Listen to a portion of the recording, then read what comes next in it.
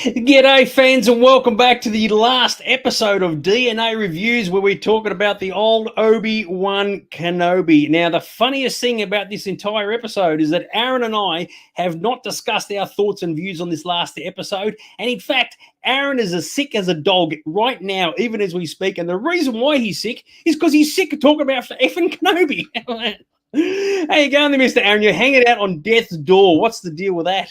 I am. I have been sick and off work for about a week since Rip It Off the Card actually pushed me over the edge. So this shows the dedication to the art that I'm actually here tonight. And Dags has suggested if I have a coughing fit, I will mute myself. So there might be a few times I mute myself tonight. I tell you what, weak as water, isn't that right, fans out there? Good old Larry. He was like, what's the deal, mate? Just harden up, son. Don't let the lurgy beat you. What can I say? So, very good. And of course, what's going to make it worse is tonight is going to be a long discussion. There's so much that was jammed into this episode that isn't just like visual fluff. There's there's something in depth to cover off here, there, and everywhere. So, unfortunately, it probably will be a bit of a long discussion. Being our last episode, we can't afford to do that. So, it should be a bit of fun. What do you reckon, Mr. Aaron? All very exciting, or what? It is. Like you mentioned, we haven't discussed this, so we don't know what each other think of this episode. So it'll be an interesting night as we go along and unpack what was in the final episode. I like that. Unpacking it is exactly what we'll be doing.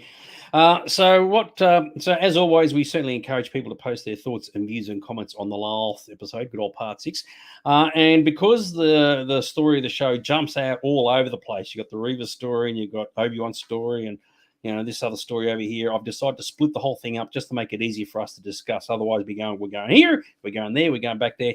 We're just going to follow one particular train of where we're at. So it is good old part 6. Very, very exciting stuff, as you well know, kids. And of course, is spoilers. We just got to put this out. I mean, most people join after we've already started, but at least we can say that we've actually told everyone that we've got some spoilers. And believe it or not, right, I found this out today. How exciting is this? Not only do we kick it off on Tatooine with this dude who's now got a name, Groff Ditchner.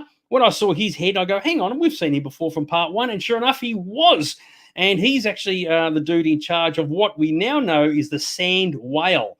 If you remember from part 1 where Obi-Wan Kenobi was working at the fish market, it was not a Krayt dragon that was stuck in the sand, as we suspect, because it has completely the wrong shape. It was a whale that apparently goes in the sand. As to how and why is anybody's guess. Looks like a shark to me. But anyway, it was this dude, still as angry as ever. What do you reckon?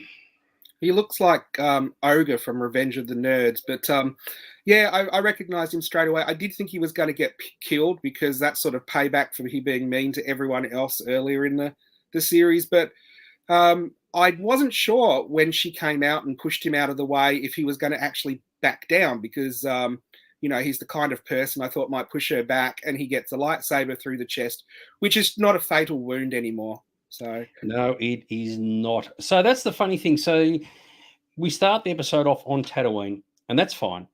And Reva's there, and that's fine. And we thought, well, how did she get here, right? Because the last time we left her, she was at death's door with a stomach wound through her gut from the lightsaber on the other planet whose name I've just gone blank on. And she ends up here. And it's like, oh, okay, all right, fair enough. And as we discover later on, the guys are still in the spaceship. And I must admit, this disconnected me from the episode straight away. I'm thinking, hang on, that doesn't work. It's like, how'd she get from there? She's wounded. She's just looked at the communicator thing. There's apparently no ships anywhere. And then she's ended up on Tatooine. And it's like, what is that? Is a massive cock-up of just like timeline continuity. And I know some people say, well, push it all aside, don't let it worry you. And in the end, I was a bit like that. I had to sort of just deal with it.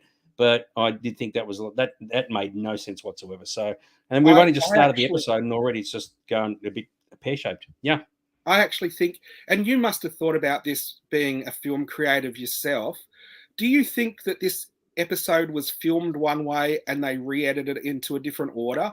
Because I thought, we'll talk about it later, when they're cutting between the Vader fighting and what's happening on Tatooine, I was like, this is kind of distracting. I would have preferred to have seen one thing happen, and during that scene, she gets back to Tatooine, and when she's there, that happens during Obi-Wan and Anakin's fight, and then he leaves and instantly senses Luke's in trouble and then goes back. That's how it would have flowed better for me. Yeah, because when you sit and analyze it and you go, okay, Kenobi's in the ship. We're going to cover this off in detail with the path. That's what the group are called, the path. And poor Reva's left back on the planet with a gut wound. And it's like, well, somehow she got better, found a ship, flew off to Tatooine while the guys are still in the ship. And that really caused me a lot of problems, actually. So I had to just deal with it. But at the time I was like, freaking hell, guys. So you are right. They've obviously just filmed all the two bits and said, okay, we've got to intercut them together. Sometimes it worked and sometimes it didn't. Now, this was something that was brought up by a few people. How lucky is it that when Reva decided to go to Tatooine, she happens to go to the right city to speak to the right guy to find Owen, right? It's a big planet. She could have gone anywhere, right? So I thought, it's obviously simplistic filmmaking. It's fair enough. You got to deal with it. You can't have her running around the entire planet. So I'm looking for someone called Owen. Who's Owen? Never heard of him. Never heard of him. Sure enough, she goes to Mos Eisley, and we discovered that she is in the right place after all, and Owen has been given the heads up, which of course that leads us into the fact that good old Beru, right, finally gets some decent screen time.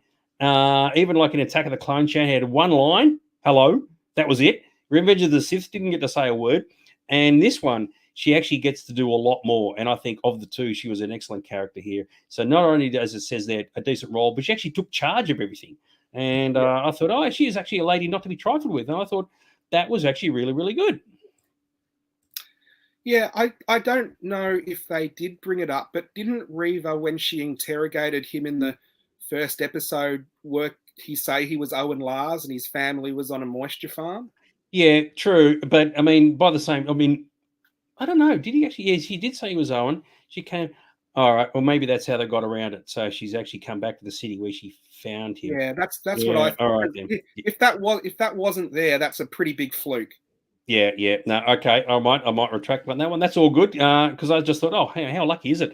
And Chrissy agrees about the thought that the editing for between how she got there and the guys on the ship, that was a massive cock up. So anyway, not to worry. So I'm sticking with this particular time frame, the whole Reva thing, right? And then you get to see the inside of the Lars homestead, and I got to say they recreated this really, really well, even down to the plants and everything. And I got to admit, once you put the plants in, it has actually a really nice homely feel to it. What do you think?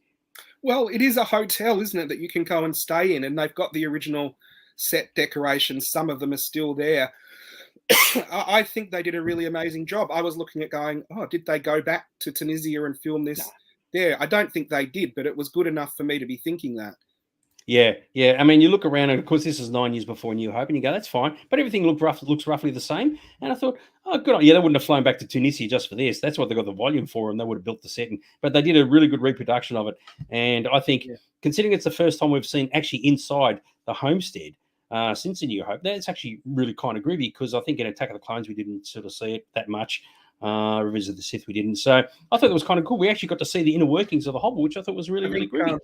Rise of Skywalker, did Luke read?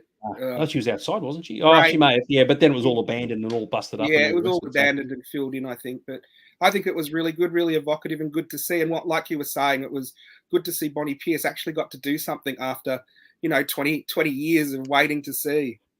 Exactly right. And with that in mind, I found it interesting that Owen wants to bolt, wants to take the family and run. And she says, stuff that. I want to save the home. And I thought, you go. As I said there, you go, girl. You stand up and you fight the good fight. And you do wonder, now that we know what she's like, what happened 9 years later when the stormtroopers turned up looking for the droids? Did she crack the Barney there and really give them a wherefore, or what happened? But I thought it was really, really good. She wasn't timid. She wasn't carrying in a shell. She says, the Reva's coming. We've got to get the guns out. She pulls the guns out, the whole thing going into the full redneck, as it were. And I thought that was really, really groovy. So, yeah. I thought the characterization was in line with A New Hope, because in that you see Owen doesn't want anything to do with anything. And she's a pragmatist going, well, he's got too much of his father in him. You're going to. So I thought the characterizations were on point. I had no problem with Owen and Beru. I thought they were great addition to this. I totally agree with you. But because we hadn't seen young Beru, her personality, it was good to see it sort of get presented here, and they didn't make her like a sunflower or anything like that, which I thought was great. Did they drink bilk, which is blue milk, obviously? No, they did not. So no time, because the suns go down, as I say, and of course bad shit always happens at night time. And I must admit the homestead does look pretty good in the dark. And of course, they've got to, what are you going to do with Luke? Luke clearly can't see certain things. So they're going to say, oh, the Tuskens are on the hunt again, which gave me the impression this has actually happened before. I thought that was funny. Like, throw the natives under the bus. Yeah, exactly right. It was kind of funny when they said, okay, this is what you got to do, dude. If shit starts going down, you just got to do the bolt, right? And there's actually a really funny moment later on when he's like, maybe that wasn't the best thing they could have done after all. But Reva turns up, right? And I thought this was kind of cool. The place is as quiet as anything. Come out wherever you are. He has the saber going. Now, for those who are wondering, when you get to this bit here, right, you go, all right, where is everybody hiding, right? And I don't know, you don't really notice it at this point. So Reva's down there, and you've got the stairs there, and the door there, and the stairs there, and you go, where is everybody hiding? And when you get to a flashpoint, you find, okay, Bru's up there, but Owen is standing out in the open like that.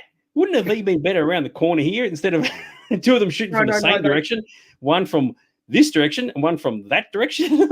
they have the higher ground. Well, exactly right. That comes up later on. So I thought that was kind of funny. And the fact that she's here hiding behind boxes makes sense, but he's just standing there in the open. So if you go back to the previous picture, I'm going to press my buttons properly, he's over there somewhere, just standing there in the dark. So I thought that was kind of funny. So, yeah. Not a bad thing. It just sort of pointed out. So what do you reckon? No, I thought it was good. I thought it was good seeing a lightsaber battle at the Lars homestead. Yeah, well, exactly right. And I agree with you. You are right, Gavin. Yeah, they're all living in the wasteland and they all grew a bit of a tough hide. And I guess once Bru had seen what had happened to Shmi, that probably toughened her up a little bit as well. And thinking, yeah, you don't want to be like that. So totally agree with you. Yes, the look on Owen's face when he's tossed the gun, I loved it. Yeah, well, it's good. She's going, he's going the full redneck. I said, nah, yeah, arm up, son. We're going to go full Texas on these people, on this woman, and we'll see how it goes. Which makes you wonder, did Reva actually recognize Owen from part one? So she, as you mentioned earlier, she knew the name, but it's just the name that she could have heard weeks ago.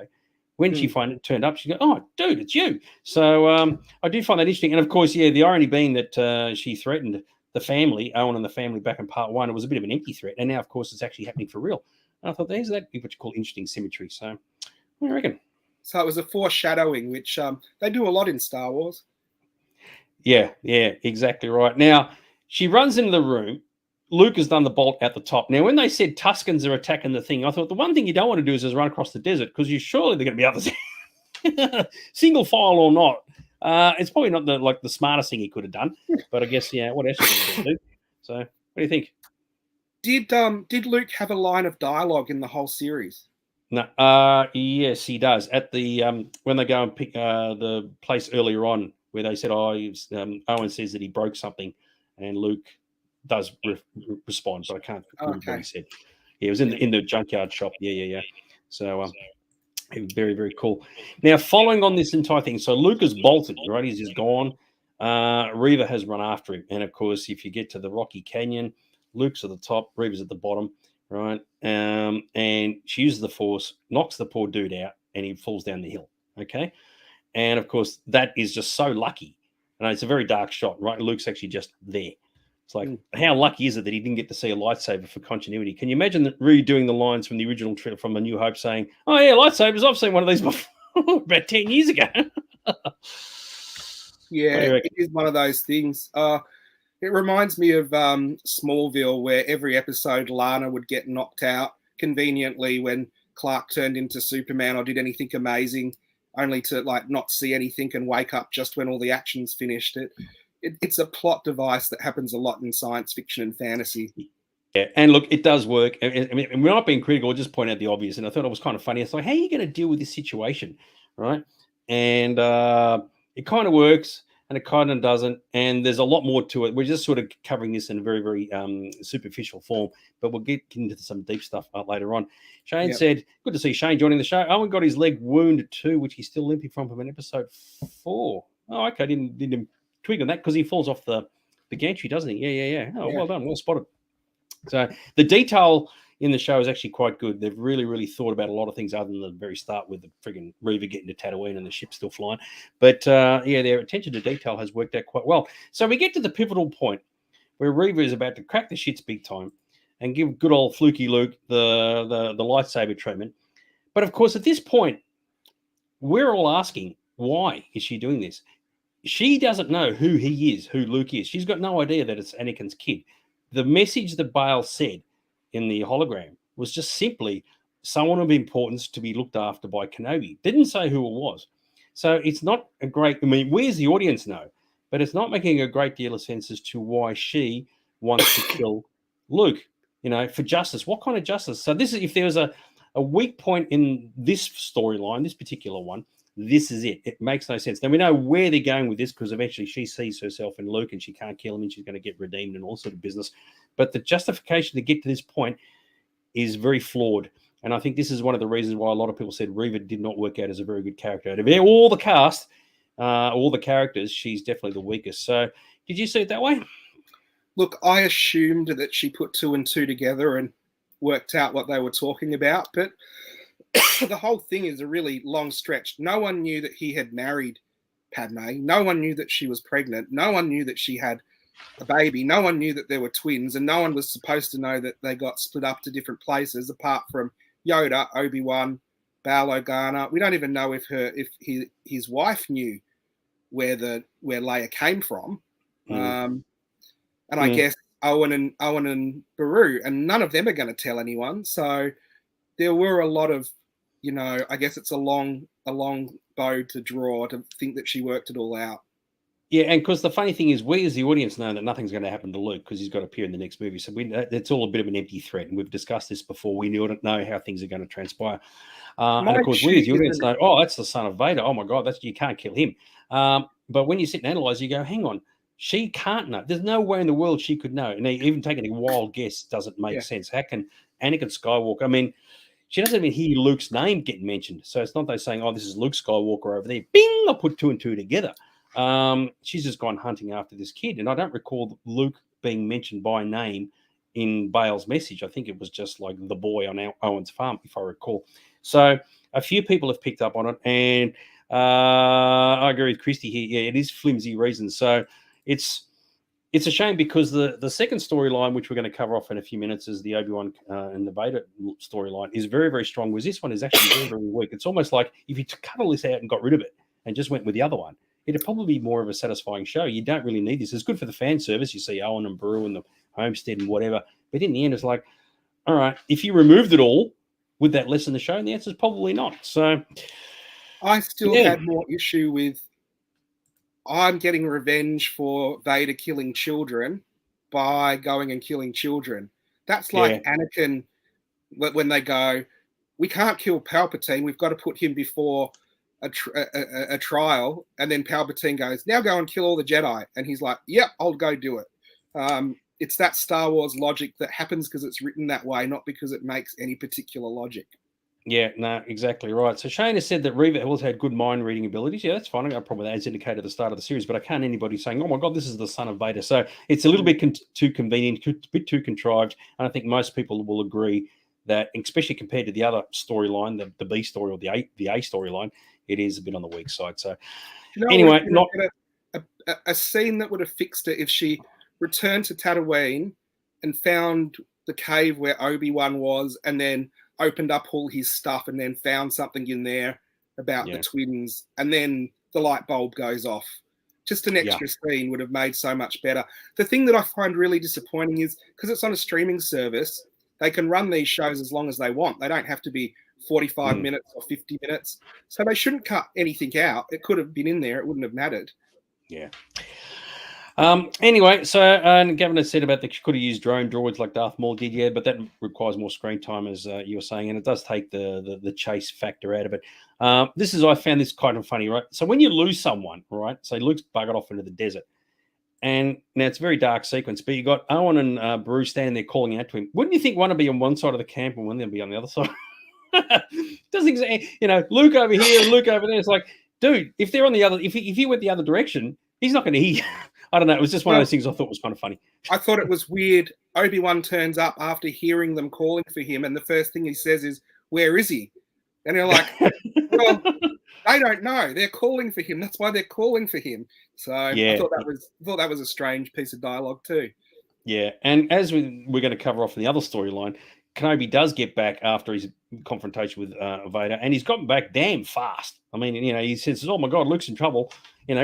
gets in his ship and away he goes. Like, Jesus, dude, I tell you what, they can travel long distances in a short period of time. So, and how lucky was it that this ship here actually had light speed? Oh, what are the chances of that? Very, very cool. Now, the classics, now obviously they were using the volume, right, which is the digital background that they use for these sequences. And I admit some of this stuff didn't look that flash. But when we saw Luke run off from the homestead, he ran off into like rocks, hundreds of thousands of miles away, right? If you want to work out how far away they were, she's there walking back with him. How far away do you reckon this is? How far did this kid run? Bloody hell. Maybe What's the deal? Maybe there's a pile of rocks where the camera is sitting and we just don't see that point of view. Yeah, because I'm working on the view that when Kenobi is spying on Luke, he's actually way back there with his electro binoculars, right? And I just thought it was kind of funny. It's just, look, it's not a criticism, it's just an observation, but I did find it quite in Star Wars. And what? In Star Wars, when R2 goes missing, you see Luke come out of the homestead with his binoculars and look around, and there's no rocks anywhere close in that, is there? Yeah, actually, you know what? I thought about it afterwards. You know what R2 could have done? He's got jets in his legs. He could have just flown off to bloody the Jundland Way. So that's the excuse of how he got so far in such a short period of time. So there you go. They may be closer than you think. They probably are, but it just looks like a long, long way away. So there you go. About 4 kilometers. That's a long way for a little 10-year-old kid to run, isn't it? So further than a wounded adult. So as the image put up there, I thought, now they think, obviously, because it's kind of stupid, right? Oh, is the kid dead? We all know he's not, right? And I was thinking when Kenobi's there thinking, dude, you only had one mission. That was to look after Luke.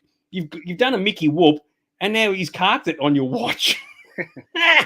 Imagine that. You do an alternative edit where Luke did die and be like thinking, shit, I kind of botched that one, well, didn't I? So, nobody's perfect. Bail Organa only had one thing, look after Leia, and that didn't go down too well either. Yeah, that's a good point, actually. He spent 10 years on Tatooine, and the one day he's not there, fluky Luke carks it. But in actual fact, don't panic, fans. He's alive and in perfect hibernation. So it was good, but stupid at the same time because we already knew what was going to happen. So they take him back and put him in the mini Luke-size back-to-tank. Yeah, exactly right. You got to love your back-to-tank. So there you go. Now, this is the hard part.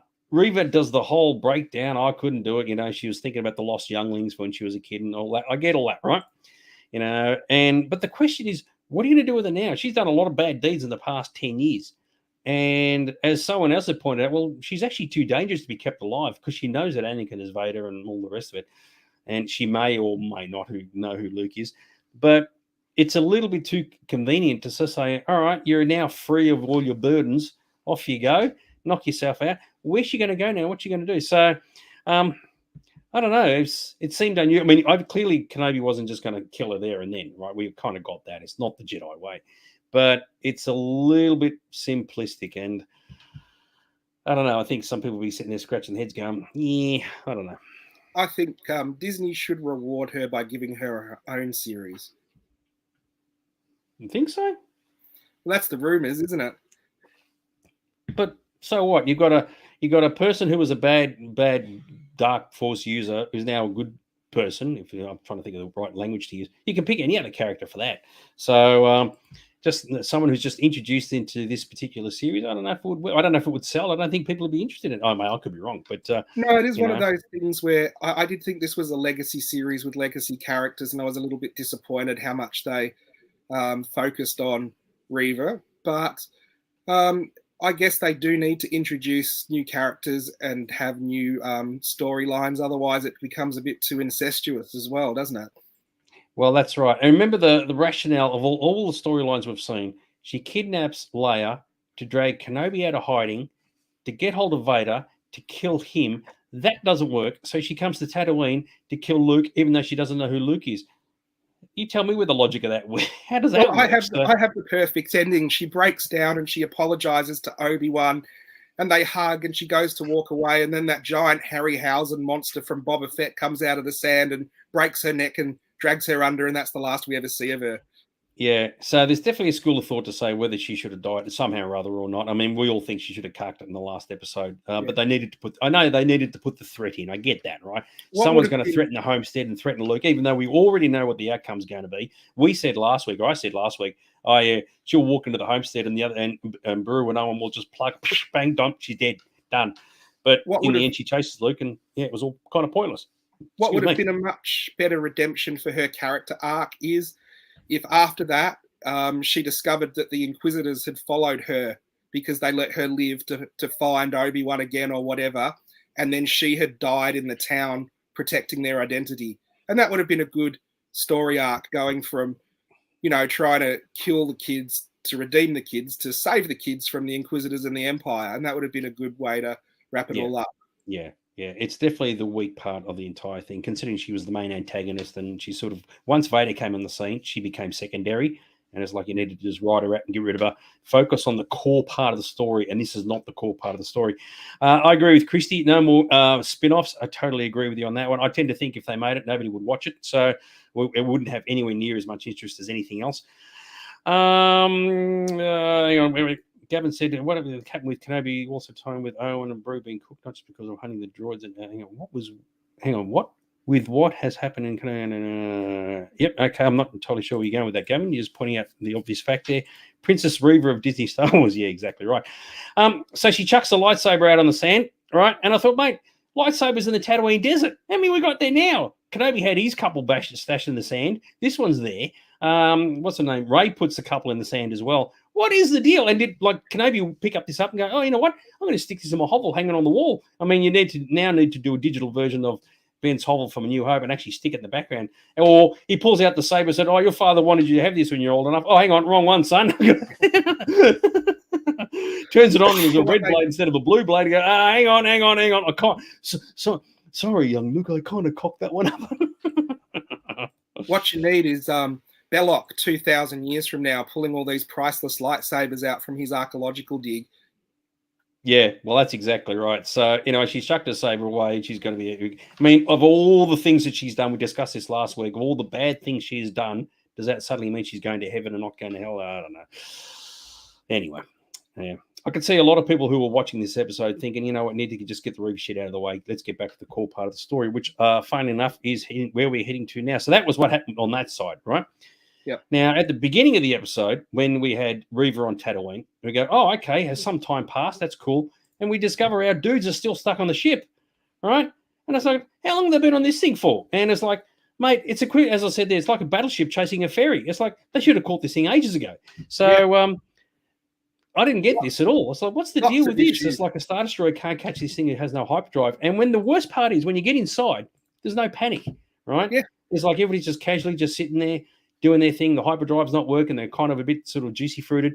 And I thought there needed to be a lot more urgency with this. It just seemed way too casual. Yeah, we're all cooking on gas. We can't get out of it. It's no problem. It's all good. It's all groovy. I know they had to build the story up with all the different aspects regarding Kenobi, Leia, and all the rest of it. But it just didn't add up. I thought there's no panic. It's like, we're all good. We're just cooking on gas here. I didn't get that. Did you discover, or did you think the same thing? Where are the TIE fighters? Well, that comes later on. When you are right. So clearly they don't want to destroy the ship, right? We know that because they want to get Kenobi. They want to disable it. Yeah, I got that part, right? And everybody said once Kenobi went left and the ship went right, that's when the TIE fighters should have come out. I mean, they could clearly chase the thing, right? That wasn't the problem. But why is it taking so long? And how long have they been on this thing for? That was the thing I wanted to know. Why then does Darth Vader make the Star Destroyer pursue him till he gets to the point where he goes, put me in my personal shuttle? Why doesn't he say, I'll follow Kenobi in my personal shuttle, you go and get the rebels? Because we know shuttles have hyperspace. Yeah, I know. And there's a lot of holes you can pick through it. I get that. Well, do you know what? I'm being pretty negative, but I did like this episode. Did you hear the sound effects they were using when they were being pursued? The explosions were actually the same as Empire, where they were blowing up the the TIE bombers were dropping the bombs. Yeah, exactly right. Yeah. Yeah, so that was the thing. I thought if in another time and place, this should have been a lot more like there's panic going on, there's sirens going off, and there's like fast editing, and oh my God, we're trying to escape. And of course, at this point, Reva's already on Tatooine, as we discussed earlier, and it's like these guys are still in the ship. So it's like, are they just flying and flying and flying and flying and flying? It made no logical sense whatsoever. And you are right, they could have, like, and Vader even says, "Oh, increase firepower." So clearly, he's getting a bit shitty waiting, and it's like nothing happens. And that I don't know. That was kind of bizarro. So and then when I guess I won't go into it. There's plot issues, but I've got to just It's one of those things where a lot of it didn't make sense, but I still enjoyed it. So I get that. I mean, the enjoyment factor is not what I'm questioning here. It's just like the logic of it. And I know other people have said the same thing. It's one thing if you come up with a theory and you go, well, that kind of doesn't work, but other people are saying exactly the same thing, then clearly you're not on your own. And a lot of people were saying, well, that is illogical. They're just mindlessly chasing this ship, waiting for it to get fixed so they can fly away. Anyway, let's not worry about it. But the Star Destroyer looked great, right? Oh, yeah, I'll get to that in a bridge second. of the Destroyer looked amazing. I was impressed by all of that. Yeah, totally agree with you. So, yeah, very, very cool. All right, there's a couple of comments. I'll get to those in a sec. All right, so Karan's back, right? Now, we found his mother in the last episode. That's her there, right? And we said, what the hell's she doing here? She's supposed to be on Corellia because you remember, like, good old Hajar bought tickets for her. But in this shot, good old Karan's return, or Corin's return. I don't know how you pronounce his name, right? And remember, he's a Force-sensitive kid. Okay, so either he didn't get to go to Corellia or he was stuck on the planet from last week, whose name I've just gone completely blank on, and he was with his mother the whole time. So as to why he's there and how he got there, that's an interesting sort of question. So after Kenobi leaves the ship in the shuttle, is Corin the only Force-sensitive kid or person on board? And if so, what happens to him? Because clearly he gets away, or they get away. So that was just an interesting sort of discussion. So, yeah, there you go. I think there's obviously sort of a way they've been doing this where they're getting kids out and people who are under like imperial sort of investigation out. So maybe that comes into a series down the track or something. It's just a curious question. So, there's no answer to it, but I mean, like maybe one day he'll appear in a story somewhere. Apparently, you're echoing. Don't know why, but maybe if you put your sound down a little bit. Mine's so low I can barely hear you. So no, I don't know. It's definitely not coming through me. So, anyway, sorry about that, guys. Does it make Aaron sound a bit more, attractive? So, all right, there's a couple of comments. I've got to get to them in the right order, right? So, we finally get, there's a lot of stuff going on here. So, good old Kenobi gives Leia Tala's holster, right? And it is, you couldn't have, but it was a shame we didn't get to see it anywhere else in the original trilogy or the sequel trilogy. It would have been a nice touch, but clearly that wasn't ever going to work. Because there's so much to get through here. They can't get off the ship. Kenobi's got to nick off. He's got to, like, talk to all these people, and all these things have got to happen, and it's just a very, very long sequence considering they're being pursued. And of course, it was actually a very good performance by Leia. I've got to say the acting in this has been quite exceptional. So things are bad when your 10-year-old kid is actually a far better performer than say Reva was, or a better character at least. So how'd you find that? Yes, I thought it was good too. She was an amazing actress, and exactly the same as you were saying. I actually kind of wish they had more time with Obi-Wan and her than the whole Reva side of the story. Yeah. Now, there is one thing that I have botched up in this, which I picked up on, and I thought, this is the downside when you have, say, A New Hope, the original film, that everything's sort of based around. You do something as a prequel, and even though it doesn't directly impact it, it kind of does. And I realized this afterwards. And it's kind of funny. You don't even notice it until this sequence, right? In the end, Leia has a far stronger connection to Kenobi than Luke does, right? Far stronger. And of course, when he dies, as when Kenobi dies in A New Hope, Luke is all upset. I can't believe he's gone. And what does Leia do? She couldn't give a rat's ass. And the reason why she couldn't give a rat's ass is because by this point, she has no idea who Kenobi is. Like none at all in the entire story. But now she does. And it makes no sense. It actually ruins this sequence up here. Realistically, she should be saying, I knew Kenobi. He was a great guy and he saved my life and this and that. But in the end, it's like she doesn't know him because at this point in A New Hope, she didn't know him, right? And I had someone say to me the other day, when you're a 10-year-old kid, what are you going to remember? But the impact was so great. He saved her life a couple of times, got her back home to Alderaan. He pays her another visit at the end of the show to give Lola back. There's no way in the world she could be completely cold to his demise. It makes no sense at all. And they have really ruined that. So that's a big one. So Luke only knew Kenobi for a couple of days, maybe a week, right? She's actually been, Leia's been hanging around with him for ages. So that is a real balls up in my view. Well, she's a very shallow little girl, because at the end of the episode, when he comes out of the ship and you think she's gonna get a big hug, she totally runs past him for the droid. Yeah, but they eventually come back, and right, and he tells her about her mother and all the rest. It makes no sense. You look at you watch all those episodes back to back, what they went through together, right? And I understand where Christy's saying, oh, she's internalizing emotion. No, actually, because in A New Hope, of course, she didn't know Kenobi at all. We know that for a fact based on her message to him. Help me, Obi-Wan Kenobi, you're my only hope, right? That's the only thing she says. Never makes any reference to any of their history whatsoever, right? Yeah. As far as she's concerned, Kenobi helped her father in the Clone Wars. They are not connected in any way. Yet in this show, their connection is actually stronger than Luke's connection is. So she should have reacted to it. Even when they're walking across the Death Star, and Luke says, oh, Ben, she too could have stopped and said, oh, shit, Ben. It was like, but that's the thing. You could argue that in another story, if Leia was not kidnapped and some other person was, maybe the cousin or whatever else, that may have saved that. But to me, that's diluted that connection that we've seen in New Hope. So when you watch that movie again now and you're seeing Luke, I can't believe it's not.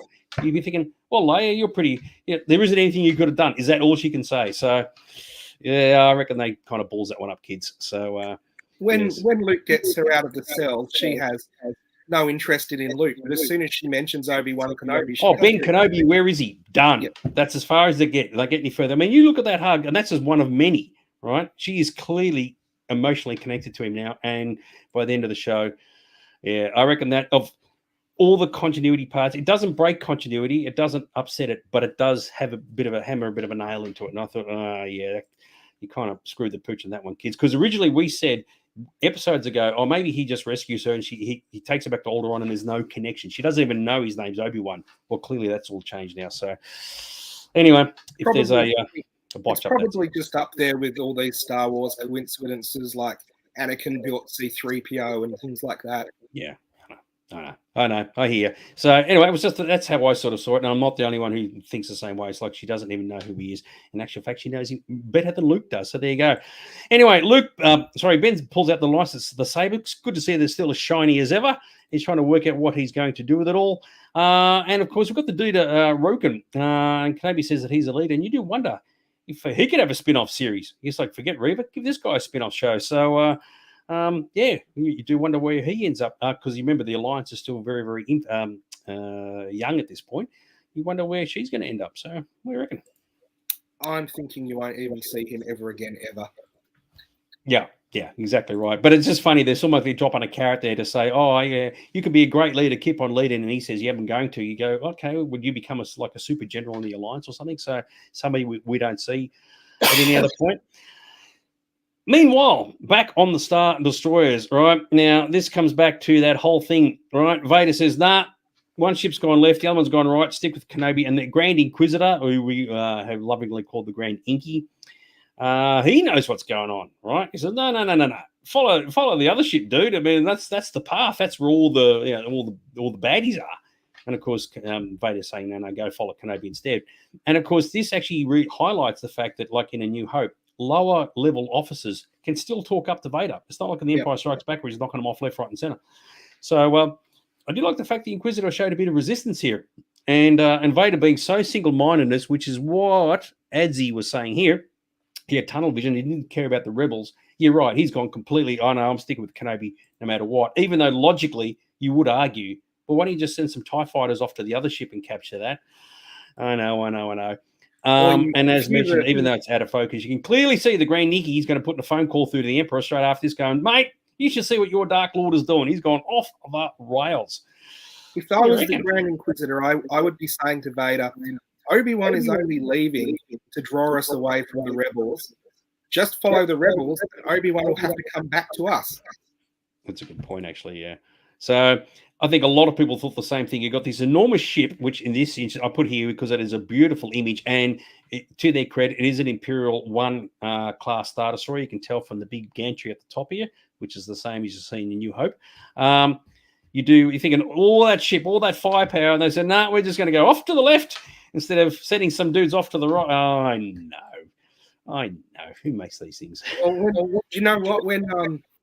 When Han Solo goes, I've got some moves, he drifts slightly to the left as well and manages to evade the Star Destroyer. I mean, to be fair, in The Empire Strikes Back, at least Han did the 90-degree turn. Is it 90 degrees turn down? You know, he really made him work for it. Whereas in this, they're just sort of flying off, and then no. And there just happened to be a planet there that he goes to. It's like, oh, what are the chances? But yeah, I can see what they're trying to say. That, as was mentioned, Vader is so obsessed. He's going, nah, Kenobi is the go, right? Even when clearly the other guys are just as important. But you do wonder that someone somewhere could have said, sure, can we just send some TIE fighters after the other guys? Anyway, whatever. I get it. I do get it. But it is just kind of funny. The internal logic is a bit arse about. So there you go. Evasive actions and evasive maneuvers. Yes, exactly right. And remember, on the other ship, you know, they're like, imagine that look at the rear vision mirror and the thing, oh, the Star Destroyer's gone the other way. How lucky was that? Very, very cool. So Kenobi's made a point about, you know, you mentioned earlier about using Lola to make him feel better. And of course, she's actually given it to him when he didn't know, which was kind of cool. This is a nice moment, I've got to say. And of course, it does give him a reason to go back to Alderaan later on to return it. So that was particularly groovy. And then again, of course, we get into the A story, the one that we really want to see, right? When good old Vader turns up on the planet and then they're going to meet Kenobi again. And of course, I like this shot. It replicates the Return of the Jedi one quite nicely. So in this one, he's on his own. He's going to see Obi-Wan, and in the Jedi, he's on his own going to see Luke. So, yeah, that was a nice little bit of symmetry. What do you reckon? What do you think? I did. I think this whole sequence was great, and what I said at the beginning, I think it would have been better played out if this had been all one shot, stayed on this planet and not gone to Tatooine. And I think, from my opinion, they re-edited it, where this was probably the start of the episode and back to Tatooine as the end. And then when they saw it, they said, this is the best part of the episode. We can't have this at the start and then have the Reva end is how it ends up, which is why I think they cut it the way they did. So it is one of those things where I did think, you know, how sometimes something really, really cool can save, you know, an average story. I think this was good enough for me that I'm like, you know what? Even if some of this doesn't make sense, I'm really happy with this part of it. Yeah, I agree with you. I mean, there are some things where when you see something for the first time, you go, oh, hang on, I've got some issues. Then you got that out of your system. You watch it again, put all that aside, and then you can enjoy it a second time. And I actually did that. I actually watched it the second time because I thought the first time was causing me problems, and it kind of worked. So, but it doesn't. It's still worth bringing up here because other people may not have said, "Oh, I didn't think of that." So, yes. I like this one from Gavin. He said that it was like Tarkin had said that the Jedi are narrow-minded and the dark side uses narrow-minded. In this case, Vader is. We get that. He's completely and 100% obsessed. And I agree with Adzi. The Grand Dicky was respectful. He says, oh, he puts the thought into his mind. He's been brushed aside. He goes, fine, all right, you're not going to listen to me. Fair enough. But I'm going to put a call into the big boss because clearly you're on the wrong path here, son. And you needed to follow the path as in the other ship. So he pushed it without pushing it too far. And you can imagine some Imperial officers in the back whispering to each other, why aren't we going after the other ship? And Vader hears him. So shut your traps, kids. Don't say anything. You can say anything, and as long as you're 2 meters away, no one hears you in the Star Wars universe. Yeah, you can imagine in the canteen later on the Star Destroyer. It's like, did you see what happened? We're following one ship, it became two. We followed the one with one guy instead of the one with all the other guys. Like, what was the deal with that? No, you just keep your trap shut. And there's, it's a need to know sort of basis. There you go. Gavin's asked, Anakin built 3PO. Who built R2? We don't know. They haven't covered that history off as yet. Anyway, so the key thing is this is the thing that everybody's waiting for. We weren't sure if there was going to be a second confrontation between Obi-Wan and Vader, and there is. And of course, even though a lot of this is set in darkness, and I've had to try and lighten some of this stuff up, the imagery is really cool. We don't know where they are, but they've all landed. It is particularly groovy, and I guess people have sort of realized that, well, we've already done the lightsaber thing. You've got to take it a step further and do something different. But when Kenobi does his stance, right, which he's done in previous iterations, except in A New Hope, funnily enough, I think a lot of people thought, oh, mate, this is grouse. So what do you reckon? Yes, well, I thought the whole sequence was pretty amazing. We saw them do stuff with the Force that in the live-action movies I don't think we've ever seen before. There was shots and angles and directions they filmed the fight from, which was totally different from any other lightsaber battle, which is pretty good these days because they've done so many shots. And they also managed to make it tense and exciting. Yeah, exactly. So, I mean, a fight is a fight, which is all well and good, but it's still ultimately meaningless until you get to the critical path as to where you're going, what it's meant to be, right? And of course, They can't just go hack and slash. They've got to do something different. Adzi said he found the graphics in the fight distracting. More computer graphics, less film quality. Yeah, I guess depending on the size of the screen you're watching this, it might appear that way. But there was some really, really nice imagery. And I like the fact they got this moon thing over here, wherever they happen to be. And they're out in the open. It's like particularly good stuff. Now, I picked up on this. I don't know if anybody else did. But, of course, there's a moment where they're back to back. I know it's not a good still frame because they're in the middle of this massive motion. And I thought we actually saw that in a couple of episodes previously in their flashback. So they obviously know how to fight each other, right? They've done all their training and all that together. They can't beat each other saber to saber, right? They just physically can't do it. So they've got to use some out of the box thinking, and that's where all the rock throwing comes from. But I picked up on this. I go, oh, okay, they're replicating what they did in the training sequence, which I thought was kind of groovy. And I thought this is kind of funny when even Kenobi does this, and he may have learnt this from Count Dooku, right? The old trick of getting a thing to fall over, which of course doesn't work. But I thought once this started happening, you knew, okay, we're going to be doing something different. And I think that kind of worked. The only thing I had an issue with is the fact that there was a lot of occasions where they're fighting with one arm, one-handed sabers. And George Lucas was very specific. He said the sabers are too heavy. You can't use one hand, right? It's like they're not fencing coils. They're big-ass sticks, effectively. And you're limited what you can do by swinging with one arm. So that was probably a bit of a, Vader does it in Empire to show off to Luke, but for the most part, they're double-handed weapons. So, but yes, they start introducing external elements to make the fight a bit more interesting, and it kind of worked. It was kind of groovy. Yeah, I thought the same thing. Thought the same, with Empire. Vader was just toying with him, and that's why I only used one hand. In this, I guess it was different because when you see them training, they don't use the Force to throw each other around and pull stuff onto each other. So it was up a level. I also liked they addressed Obi-Wan having his power back in one. If it only was in one line where Vader goes, "Oh, I see, all your powers are back, Obi-Wan." Yeah. So they clearly, he's got over his whatever caused him all those issues a couple of episodes ago, and he's now sort of back in the zone. And of course, Vader does the whole thing with the earthquake. So if you ever get another earthquake here, you can blame Vader for it. I think this was kind of groovy. And a few people have picked up on the fact that a lot of the stuff we saw in this entire sequence was borrowed, i.e. copied from games and comics and even Rebels, as we'll see in a few seconds' time. So I guess you're entitled to steal from your own material, but people who know that material go, I've seen this before. I've seen that before. And of course, people who've watched Rebels will go, yep, I've seen that part before. And I guess if there's a downside, that's probably it. But of course, not everybody's seen all that stuff. So for them, it's all completely brand new. And of course, the ultimate gag is that after Kenobi's fallen in the hole, yes, Vader, it took him 10 years, but he finally got the high ground. Yay, team. What do you reckon? I know. And like Ad said, I was waiting for him to say the line, and he didn't say the line. Yeah, well, that's right. So he finally got the high ground. Now, of course, you chuck in all the rocks, right? And because, like, obviously, as we said earlier, we know how these shows are going to end, right? So it's no big deal.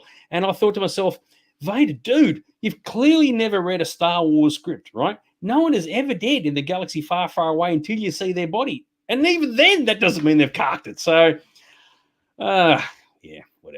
There was a lot of leaving people for dead who weren't dead in this series. Yeah, exactly right. Now, I thought this was kind of interesting, right? So Kenobi's in the hole. He's using the Force to keep the rocks up, right? And ironically, as I said, it's his most desperate hour. And I thought, because he's having the flashbacks of Luke and Leia and all the rest of it, isn't it lucky Vader didn't pick up on it? Your thoughts betray you. Yeah, your feelings for, them are strong. Oh, there's children. I've got kids. What's the deal with that?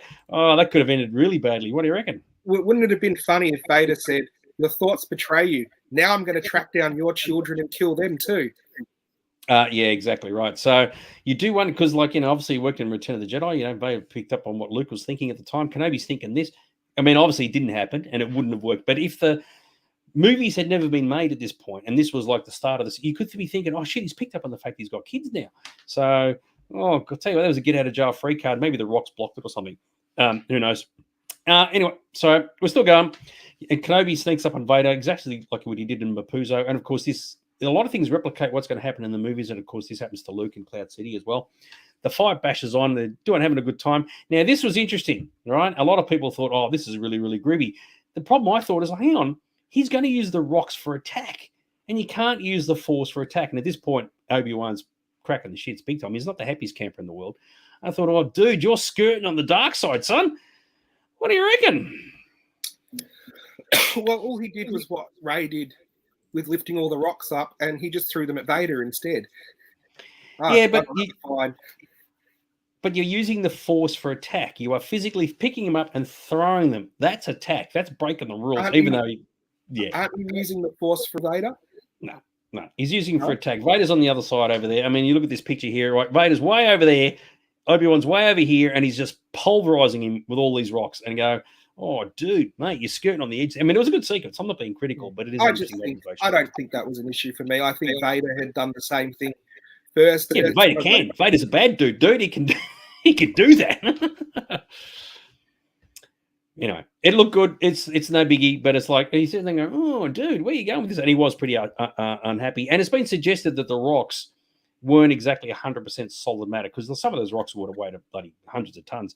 And Vader's just bashing them off. He's having a hard day at the office, but he is surviving. He didn't get pulverized by them. So someone has suggested maybe they're not a completely solid object. And Ads agrees with me. He was raging. He was unhappy. He was really getting shirty. And of course, Force tossing them at an opponent, and which of course Vader does this to Luke on Cloud City. So what I do like is when you see in these shows, in this show in particular, you're seeing these scenes, you go, oh, this gets echoed later on in another series. So it's like people are learning from this. Oh, that's an interesting technique. Vader's getting these rocks chucked at him. He goes, you know what? I'm just going to store that away. And in the distant future, when I'm on Cloud City against me kid, I'll just use the same thing with the boxes. So just an interesting observation. So if you can fight with a lightsaber at the same time as you're throwing rocks around with the Force, surely you could use the Force to turn the other Sith's lightsaber off. Wouldn't that be a great move? Yeah, I know. Totally agree. Yeah, you're right. It's a spoiler. Vader doesn't die. Yeah, and you are right. I mean, what we want to know is what the eventual outcome of this is. Someone had mentioned you talking about smashing his box. It was suggested, lucky didn't use the other end of the saber, would have gone straight through. And of course, this replicates what Kenobi did with Grievous in Revenge of the Sith. And I thought, I hadn't thought of that. That was all pretty groovy. So it was a really good sequence, right? The whole bashing and crashing, the aggravation, everything worked well. And eventually, we get the smashing of the helmet, which, of course, for Rebels fans, go, yep, been there, done that, even though it was on the other side of the helmet, whereas this time it's on that side. But as he said, they did actually replicate what happened in Rebels. And a lot of people did think the Rebels sequence of this was actually better than what occurred in this show. But, of course, not everybody saw Rebels. And in the timeline, it's about 8 years after this. So, Pearl Vader, this is not the last time he's going to get his helmet bashed in. But it was pretty groovy. What did you think of all this? I thought it was great. The one thing that I got out of it was Vader must have multiple helmets just sitting back in his castle. So one gets damaged, he just slips another one on. Yeah, Ads, you're not the only one who said that. The movie rocks are made of polystyrene. Yeah, they do look. They don't have the mass. I mean, it's pretty obvious they don't. And that's the downside to it. And you are right, Christy. He could just use the Force to turn his box off. Yep, totally agree with you. So finally, after this entire series, we get to the crux of the thing, right? The exposure of Anakin's face inside the Vader helmet. As we said, with certain Rebels, all right, we'll deal with it. We'll push that aside. It's first things first. We now know where Anakin gets his massive scar from, his head scar up here, which even though it's quite dark, is there, right? And who knew when we saw it in Return of the Jedi, it actually came from Kenobi. It's like, oh, there you go. And I surmise that maybe Vader, when he goes back to his bacta tank, doesn't want that fixed as a reminder of how he failed. I don't know. It's just a thought that I sort of came up with. But it was kind of cool that that connection was there. What do you reckon? Yeah, I thought that too. I thought Vader was a lot more nightmarish when you saw him this way. He almost looked like an emaciated skeleton with not much flesh on his skull as well. Not the kindly old man Vader from Return of the Jedi. Yeah. When they did him in Empire, they hadn't really thought out what he was going to look like. So, I kind of get that. And this is by far the best bit. Yes, I agree with the idea of the voice changing. That was very, very cool. Yeah, totally agree. They did this really. They obviously put a lot of thought into this as to what was going to happen and how it was going to work. And, that part worked really, really cool. A scar that hadn't healed in about 15 years, exactly right. So that's why I think maybe he deliberately left it there. He goes in the back to take, he sticky tapes it up and said, nah, I want it left there as a reminder of my time with Kenobi. That's my guess. He must have ignored his mother. He probably picked it, so it never got better. Yeah. And the key thing is, and this is actually an important part, is that from Kenobi's perspective, I mean, this would be a tough moment for him. right? He's actually physically seeing Anakin inside the suit. He's more machine now than man. And I had, remember, he had part one, he had all these PTSD dreams and all the rest of it. This would be a bit of hard yakka. So I actually thought this was really well played out, and how Kenobi's reaction worked and his dialogue, and it was very groovy. Well, they missed one beat for me, which is to do with this conversation and what happens later, where he reconnects with Qui-Gon. I do think, you know how we learn Jedi can't have attachments, and Obi-Wan has not been able to connect with Qui-Gon. It would have been good when he says, "Oh, you're not my friend anymore, he's truly dead," that Qui-Gon comes back and said, "You could never reach me because your attachment was Anakin and you finally let go." Yeah, well, okay, you've jumped. That's at the end of the episode, dude. You went. Well, it's part of it. Mate, talk about spoiler alert. Oh, does Qui-Gon come back, does he? Good to see Dale's joined us. Awesome, finally. Good to see an IMAX screen. Yeah, it would look very, very groovy, absolutely. Especially a lot of these dark sequences, which on some TVs came out really, really dark. Now, a lot of people have picked up on this. And the fact that when you see Anakin's face, he actually looked like his normal face. So he actually had, like, even his eye appears normal. The blue light was intentional. This is his Anakin side. They took this idea from Force Awakens. I don't know if you knew this or not. Which looked really, really groovy. And, of course, once he gets over to the red light from the red saber, he's turning into his dark side. And, of course, the fact that he acknowledges that his downfall was all self-inflicted. You know, he killed Anakin. And there's a lot to take out of all of this, but this was really, really groovy. And this is what enables Obi-Wan to finally let go. There's like, sure, Kenobi may have created the machine, but he didn't create the Sith Lord. Anakin did that to himself. And, there was some pretty powerful stuff here. For those who've been following the saga for all these decades, wondering how all these little pieces stick together, it was a good moment, and I think a lot of people really dialed into it. What do you reckon? It was very strong television. I thought, like you were saying, the alternate red and blue lighting was really good. I thought the dialogue was probably, they thought about a lot to get it right. I thought it was, it didn't let me down at all. I thought it was very good. I actually thought they probably did more and showed more than I expected they would. Yeah, well, I think it was important that you saw Anakin's face, right? I mean, and of course, as we said, we've seen it in Rebels, but that was with Ahsoka. And it was important that Kenobi got to see it and say, yes, okay, we can see that Anakin Skywalker. And of course, it was Hayden Christensen too, which I think, just did wonders in terms of just putting that continuity together. And to say, well, okay, what do you do when you're in this instance? And of course, he's trying to say that Anakin's died, but he's still got the aggression. He's still got the hatred for Kenobi there. And it's like he can't, he's like the guy's in his deathbed effectively, and he just won't switch it off. And I thought, dude, mate, what are you doing? But he can't. The aggression's still there. And I've still got a couple of extra points to bring up regarding this. And as you said, when Kenobi said, my friend is truly dead, and of course, Luke will say, oh, then my father is truly dead in Return of the Jedi. It's like, oh, dude. And of course, what if Kenobi had said at this point here, do you know what happened to Padme? Oh, imagine saying that. And because, she died, he killed her when he was cracking the shits on Mustafar. And Kenobi says, oh, no, she survived there. Doesn't mention the kids. Oh, imagine that would have changed everything. What do you think? Well, I was actually thinking maybe they would go there when he said, I killed Anakin Skywalker. I thought Obi-Wan might be like you killed Padme and the younglings and all of that. And I did really like, I've seen online a lot of people are going, it's Obi-Wan's fault for everything in the future for not killing Vader, which I don't think at all. I think the Death Star would have still happened and all of that would have still happened. But what I did think, it was more insulting or more hurtful for Vader for Obi-Wan to sort of walk away in disgust and leave him alive. Vader would have probably been much more satisfied if Obi-Wan had gone and killed him. Yeah, maybe. Shane's brought up something that I think a lot of people have picked up on, and the fact that in Rebels, the helmet gets smashed on one side. In this episode, which is obviously before the Rebels, the helmet got smashed on the other side, but it wasn't until Luke took the whole helmet off, and that's when Anakin really came back. And a few people have picked up on that symbolism. Well spotted. And Chrissy said she loves that Anakin took responsibility for himself, and it was interesting that he should do that. So in the end, that all comes back, and we'll mention it later on about when Kenobi says to Luke, Vader betrayed and murdered your father. Well, he actually said he did. So, it kind of works.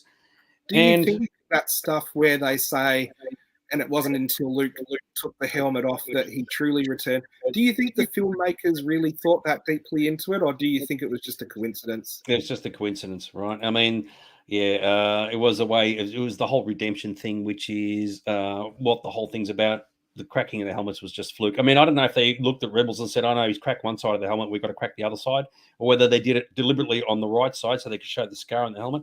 I'm not entirely sure, but it is kind of ironic that Vader's helmet cracking seems to be a regular thing in the Star Wars universe. I have a new product that Star Wars haven't done that they should do. They should do a Darth Vader egg cup, which is the top of Anakin's head, but the egg that sits in its top, you crack yourself and then eat the yolk out. How cool would that be? Yeah, it has to be like black colored egg because it's the dark side of the Force, or red. And I agree with the Adzi. I thought Vader let Obi-Wan off the emotional hook intentionally. It could be too. So, and yeah, you're right. I mean, if Vader had died, yeah, right. Palpatine gets another apprentice. Potentially, Grandy Inky would be promoted. You never know. So we're still chugging away, and yes, Kenobi says goodbye, Darth, which is actually the Sith title, not his name. I thought it was kind of groovy, and that was necessary because in A New Hope, Kenobi says, you can't win Darth, and I thought that was kind of groovy. And as mentioned there, yeah, Vader actually did betray, murder Luke and Leia's, because everybody forgets Leia, her father. So it's the continuity is really nicely wrapped up, and it's solved a whole lot of open-ended questions from that film, and I think it worked very, very well. So, and it was a very, very powerful moment. The only amusing part, if you want to call it that, is when Vader does his Obi-Wan. If you're a Star Trek fan, it's just like Vader's version of Khan from Star Trek 2. I couldn't help myself. What do you reckon? I didn't think of that, but now I will see that every time I see that sequence. Yeah, I know, exactly right. And anyway, it's safe to assume that Kenobi and Vader won't see each other again. But I think, and this is why, as we mentioned earlier, the Reva B story was really unnecessary. It was kind of weak in comparison. You want the meaty stuff, Kenobi and Vader together. Let's get into it. He sees Anakin, and there's a lot to take out of that. It's like the B story was almost unnecessary. So I think if you were to re-edit it into a 2-hour movie, you would just say, leave Reva on the planet last time around with her stabbed in guts. Bong, hoop, story's finished. Get straight into the A story. Let's go from there. So, yeah. Yes, very, very cool. All right, so the big question is, Kenobi takes off from the planet. Where's Vader's Star Destroyer? It was parked right over the top, because that's where the shuttle came. It's gone. Where did it go? It's like, oh, my God, contrivances. Don't you love them? What do you think? It was around the other side of the planet. Why would it be around the other side of the planet? So, the planet orbit. I don't know. It's Star Wars. Yeah, that's the answer to everything, isn't it? Eh? When things are just completely screwed up, you go, it's Star Wars. Now, someone picked up on this, and I kind of liked it, right? So Vader's castle's on Mustafar, and that was where he was first defeated by Obi-Wan, right? Now he's been beaten by Obi-Wan again. Does he then have to build another castle on the other planet? What he makes a bit of a collection happening. He makes monuments to his failure. I don't think they have to do that.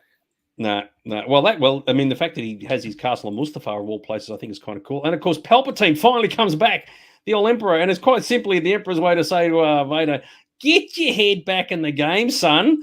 You're kind of losing focus of what's going on with the old Kenobi thing. So this would have been a great point for Palpatine to reference Yoda. Of course, he doesn't, which is a bit of a pity. But and then, of course, then Vader says, "Yep, fine, he'll capitulate." Yep, and although some people have said that in the comics, Palpatine tends to smack Vader around the head a fair bit when he cocks up. So, and then considering he left the path dudes go on the other ship, you reckon he's going to be in for a bit of a kicking at some point? So, I don't know. The disappointing thing in that sequence to me wasn't disappointing. It just made the lack of it through the rest of the series disappointing. It was the only time they used the full Imperial March, and I do think it would have enhanced the other episodes. I mean, we all know what it is. Music is very evocative. They could have used the classic John Williams themes more. In this episode, they used them more than anyone else, any other episode. I think they've done that. I read about it. They did that intentionally. They wanted to build up to it. It's like, okay, the characters haven't earned the right to have that music played yet. Now they have. But when you did hear it in this episode, it seemed to be a lot more fitting. And, of course, it was actually in this sequence here for the Imperial March.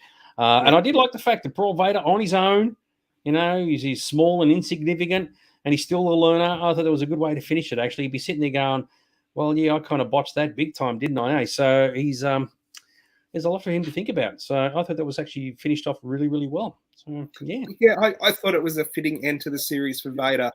I do hope the rumoured Hayden Christensen saying, I'd come back and do more Vader actually happens. Sorry, I'm losing my voice. Yeah, I think a lot of people have said that there should not be a series 2 for this show. It's wrapped up quite nicely. Let sleeping Jedi's lie. Shane has said about Ian McDiarmid need makeup this time. Yeah, probably. I mean, I think he looked fine. Some people said, "Oh, he didn't look Jedi enough," like the Return of the Jedi. But like, mate, settle To down, me, take it easy. it looks like the special edition version from Empire Strikes Back, which would be the closest version to him in this timeline. I heard an interesting comment today, which I had never thought about before. The last thing Obi-Wan saw was Luke and Leia reunited. That's a good question. Did he? It would have been a blur because Han and Leia and Chewie were all running across to the Falcon. Luke stood out in the open. Yeah, maybe it's not like he's really looking at them. So, I mean, in A New Hope, the focus was on Luke and Ben because clearly at that point the Leia connection just wasn't there, right? So, if you were to re-edit the movie again, or if you were to re-digitize it, or do this or do that, you'd have Luke and Leia standing next to each other. You know, Ben, Obi-Wan, you know, that sort of thing. So, out in the open, you would make things differently. You could change all of Vader's dialogue. You could actually change Leia's holographic message to be a bit more personal towards him. There's a lot of things you could change, and it would probably match him quite well. Now that we know what we know, but yeah, indeed. Do you want a Disney cut of the original trilogy? Oh shit, no.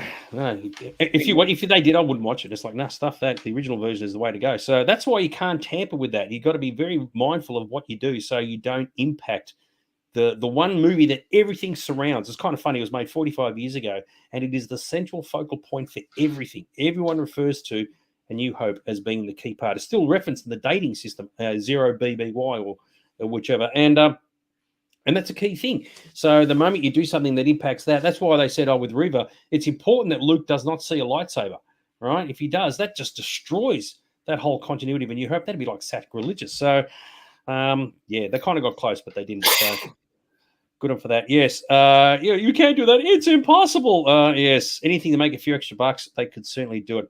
In the interim, we go back to Dale's favourite place, good old Alderaan.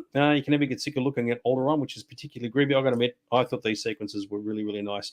I thought this was kind of funny. She even brings out a comb, which I thought was kind of cool. It's an indication of hairstyles to come. So, like braids and buns are going to be your life from here on out, which I thought was kind of cool. And she's now being a bit more assertive, saying that she's going to take control. And her parents bless it because clearly they know what she's been through. And her recent experiences have toughened her up. She's put the holster on and all the rest of it. And I got to admit, I find her connection with Bale really great. You know, they have such a wonderful father-daughter relationship. I think it's fantastic. It really pushes my buttons. And I'd love to have seen more of that. I could easily see a series of that. And it's Bria. That's the name of the mother, not Brianna. I kept getting it wrong in previous reviews. And, and Dale says I love it. So, yeah, totally agree. I've seen reaction online, everything from Leia was horrible to she was the best thing in it. I'm of the opinion she was fantastic. I really like the whole dynamic with the family. I did like the whole thing where her mum saw the holster and you thought she was going to be, you can't wear that. And she's like, oh, it's great. It's she kind of thing. Yeah. So, it's very symbolic and it's a wonderful growth for both characters, actually, Bria and Leia. And when Bale sees it, he goes, yep, we will change everything together. It's just wonderful. And because it is Jimmy Smits playing Bale, it's fantastic. Out of the whole series, that's the bit that made me like a little bit emotional, if you will. So, and Dale agrees, yeah, more Bale. Yep, totally agree. So it was interesting to note that Kenobi turns back up. You return Lola, obviously. And they're meeting in the open, and some people thought, don't forget, people know that Kenobi's around now. It's a bit risky that they should do this out in the open, have this discussion. It was kind of funny when Bale says, we can never repay you. Maybe in the next line he says, well, can you help pay for my hovel? Because I'm currently living in a cave. Because when he gets back to Tatooine, he's got an upgrade coming. So I thought that was kind of funny. I think that's the sort of Alderaan scheme where the government will now pay 30% if you're a first hovel buyer. Yeah. I love it. And of course, the classic line, if you need my help again, yeah. And of course, yeah, well, funny about that, eh? So I reckon that was kind of cool. So, and that, if you were to watch this and then go straight to Rogue One, where Bale talks about using Leia to get to Kenobi, I thought there's some really nice moments there. So, well, I agree with you. I hope he needs his help again, not until the classic series, not series 2 of this. If they do a series 2 of this, I hope it doesn't involve the same kind of thing happening again and it's totally different. No, I totally agree with you. Kenobi doesn't need to meet Vader, doesn't need to see Leia, doesn't need to see Bail, and that's why I think, yeah, they don't need a series 2. Just stop it, be done with it. So there you go. And of course, this was really good, okay, because we as the audience know this, and for people who can't stand the prequel trilogy, well, suck eggs, because this is referencing that directly, and about the fact he talks about the qualities of both Padme and Anakin without using their names, and it was excellent. It was a really, really good moment. And the fact he still referred to Anakin as Anakin, and of course, in the back of his head, he said, well, I'll just kick the shit out of the guy only a couple of hours ago as Vader. I thought it was awesome. So there's some really, really good moments in this. And this was one of them. Well, this was probably the heart of the series for me, where I actually got me in the feels. I didn't expect to be feeling this for this series, but it was really, really good. Yeah, totally agree. So sometimes you don't need all the hack and slash and bashing and crashing going on to sort of get a good show. You just need some good character moments. And of course, we know these characters so well. And I think anybody who's saying that the actress who played Leia is fault, has got issues, or it hasn't worked, it's like, mate, they need their heads read. She was outstandingly good in this. So yeah, I can't fault it at all. For those who didn't pick up on it, some did. That Lola now has a new carry case, so she's sitting in the old in the holster there, which is kind of handy. And some people have suggested, well, we know that Leia was hanging out with Kenobi, and of course, Kenobi's a next Jedi. Does that mean that the Organas are now under surveillance, which then segues into whether, when the Death Star goes to blow up Alderaan, was that intentional? Was that actually part of the, well, we need an excuse to blow it up. We got one now because we know the Organas are a bit of a shifty bunch. They've hung out with the Jedi and all, or maybe the Alliance. Maybe that was pre-planned. So I don't know. It's an interesting sort of what do you call it? Summation. So I don't know. Maybe could be. So what do you think? Do you think that's the go with it? Well, obviously, they're saying about the Empire expanding and getting stronger. So obviously, Alderaan is going to be one of the holdouts. Obviously, it's a planet that's got enough natural wealth and beauty, and the people not to want to bend to the Empire and not to have to. So that's setting up a lot of things. I do hope we see Alderaan and or Ahsoka and other series and just see how it goes. Yep, indeed. So either way, you would think that the Organas are on the Empire's radar now, and so they've got to be mindful they're the P's and Q's effectively, regardless of the fact that they're senators or not. And I agree with you, Dale. Yep, she did Carrie Fisher proud. Totally agree with you. Yeah. All right. We're zigging back to where it all began, back on Tatooine. Good old Kenobi's got his Eopie still. I was happy to see the Eopie because I'm a bit kind of fond of it. And I do wonder, when I saw this sequence here, and I thought, how long before this kid, I don't even know who this kid is, appears at celebration events, signing autographs as Luke Skywalker. So you kind of got to remember now there's another dude in town playing the fluky Luke. I reckon.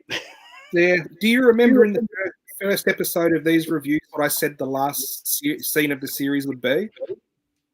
No, yes, he was going to get the... You said, though, that Owen was going to give it to him. Yeah, I was wrong, but I was close. Yeah, because clearly he had to get it from somewhere.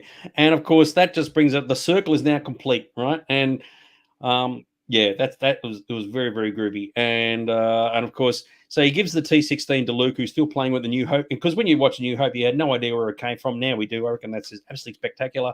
And, of course, you have that line, right? Yeah. That was absolutely magic. But for those out there who didn't know, Kenobi will be keeping tabs on Luke again, as you see in Rebels, even though in Rebels he's this tiny dot right there who looks a shitload younger than he does in this show. So I don't know what the deal is with that, but yeah, a nice way to finish it off. What do you think? Yeah, I thought it was a nice way to finish it off as well.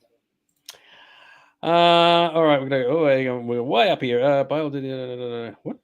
Bail did help Yoda after his... Bail did help Yoda with his fight with Sis as well. Yeah, that's true. Yeah, exactly right. So yeah, there's a connection, but it's nowhere near as strong as what Leia has with Kenobi. Do you think there will be a young Leia in young years in a comic form? Wouldn't be in a video form, in my view, if there's such a thing existed.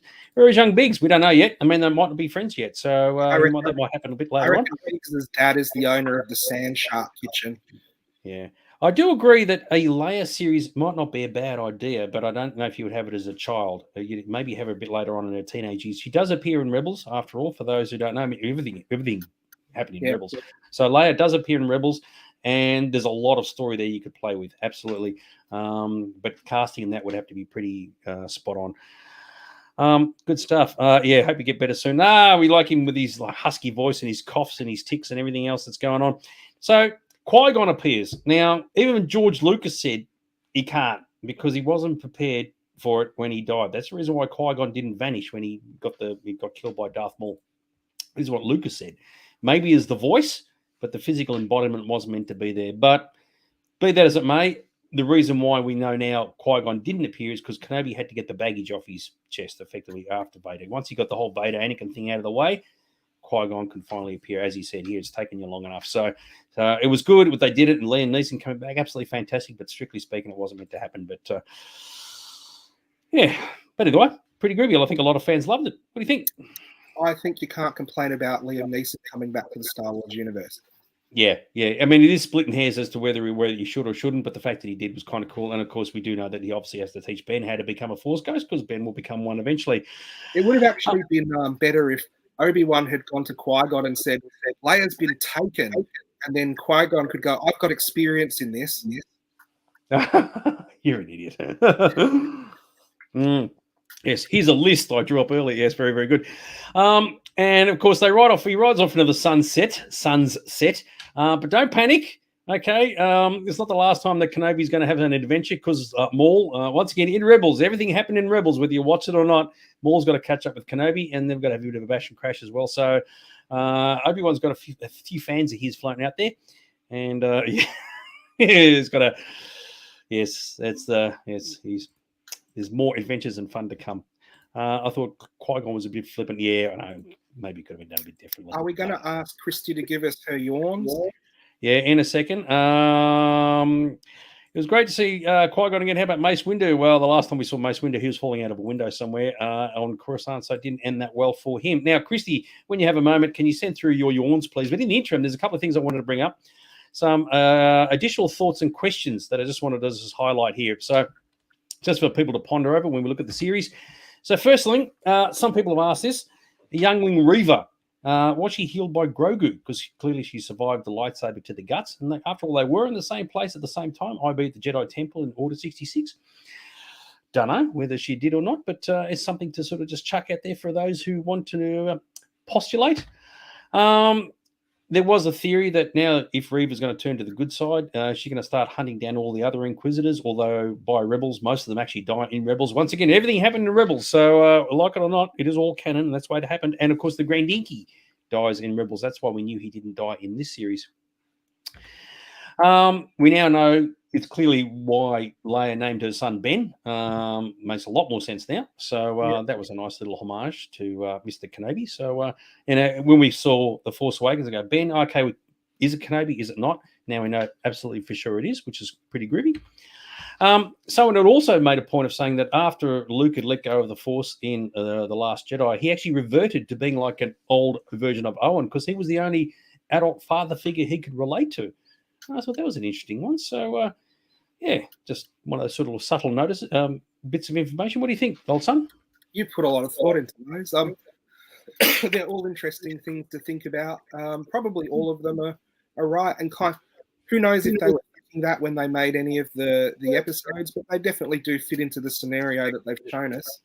Yeah, and it's just what people have picked up on, and sometimes you might be stringing a long bow, but other times you go, oh, I hadn't thought of that. Yeah. Of course, the whole line of Obi-Wan once thought as you do. No, it's not. I didn't think it was really covered off in this series. It does help make the statement make more sense from this series. So there's a lot of things that we heard in the original trilogy. You go, where does that fit in the scheme of things? Like if you watch the prequels, well, clearly Kenobi never said to anything to Anakin about being Anakin. So they had to have something had to happen in the middle, and of course that happened in this series. That was particularly groovy.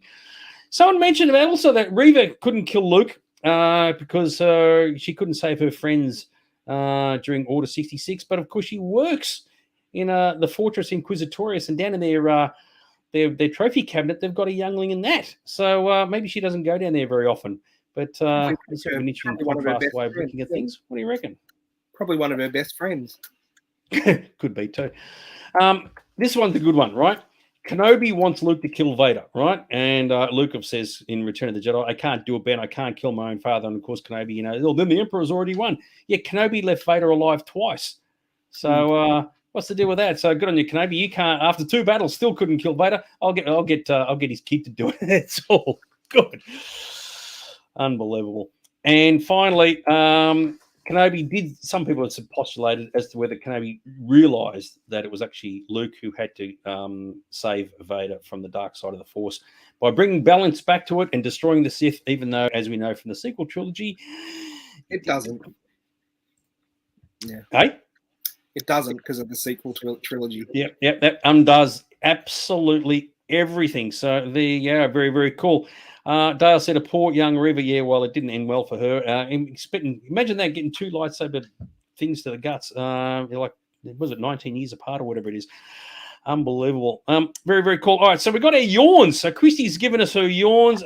She's gone for 2 yawns, which is actually the less yawns, the better it is. That's the equivalent of 8 out of 10. I think that's too bad, actually. So the best rating Christy's given this season. I think so, yeah. So what did you think, also? Now I can finally get around to asking you your opinions of the show and all the series. Now, I wouldn't give the whole series this, but as a single episode, this is probably my favorite episode of anything Disney has put on Disney Plus. So I'd probably give it a 9 out of 10. Ooh, geez, you've done well, because a couple of episodes ago you marked it down really, really badly. This episode, look, the strong points are really, really strong, and there's no denying that. The whole Anakin / Vader Kenobi stuff was really good. The Kenobi Leia stuff was really, really good. Some of the detail was really, really good, but there's a few cock-ups in terms of the potholes. The Beep story with Reva is a complete waste of time.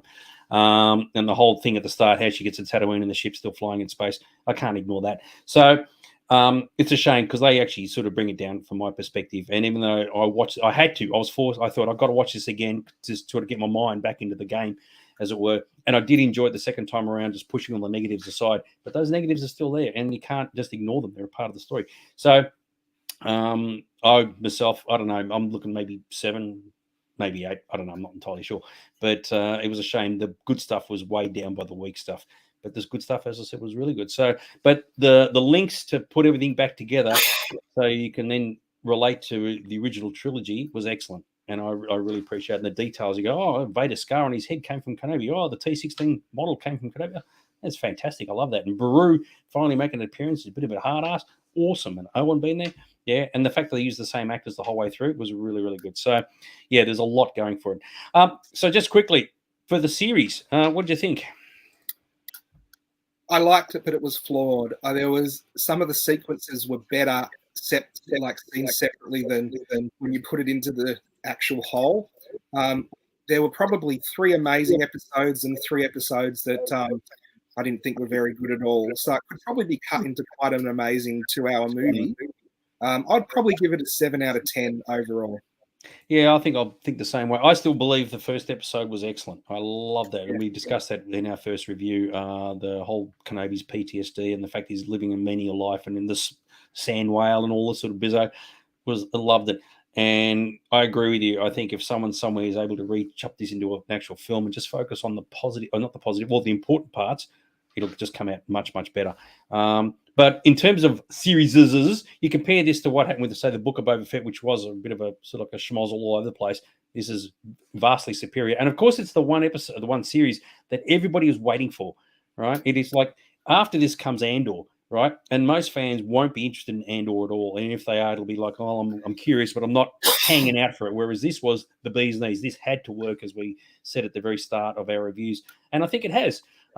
Despite some of the weak parts of it, it's worked out really, really well. So I think a lot of people look back at this and go, you know what, thumbs up. I could easily rewatch this again. But I think, yeah, if it was re-released as a film with the excess stuff chucked out, it could do very, very well. So I think you're right. I could easily rewatch this series again, where I might leave Boba Fett for a while.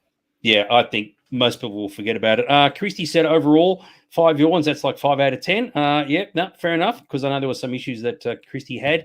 Dale said 10 out of 10, which is fair enough. A lot of people did too. I think it was mainly because of the the Vader Kenobi stuff that really sort of like pushed a lot of buttons, and it was really good stuff. So, but the key thing is, it's all over and done with now. We can all move on now. Funnily enough, we will be back on the 5th of September to discuss the Andor series. This is the one that I personally am waiting for, right? Because I loved Andor, Cassian Andor, the character from Rogue One.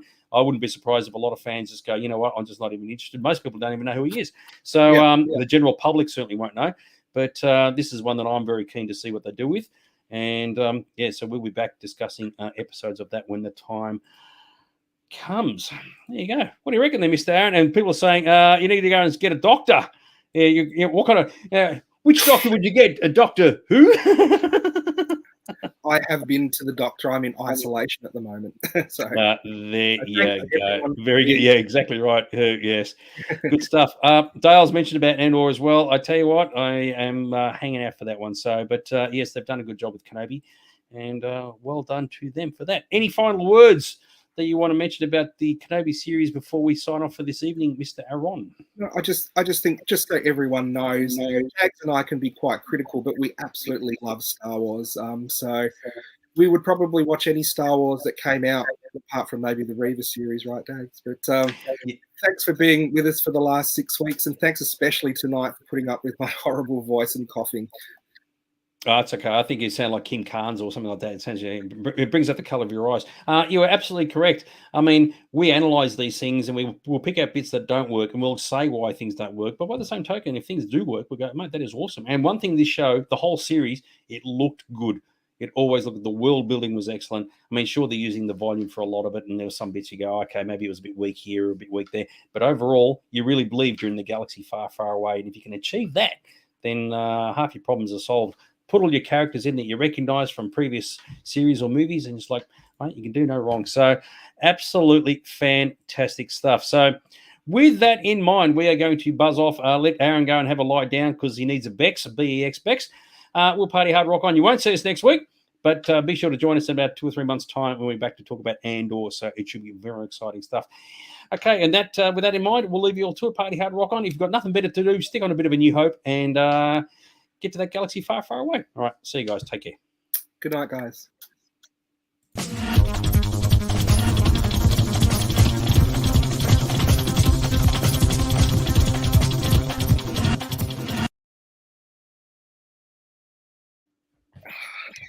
Yeah, you got through it, dude. You got through it.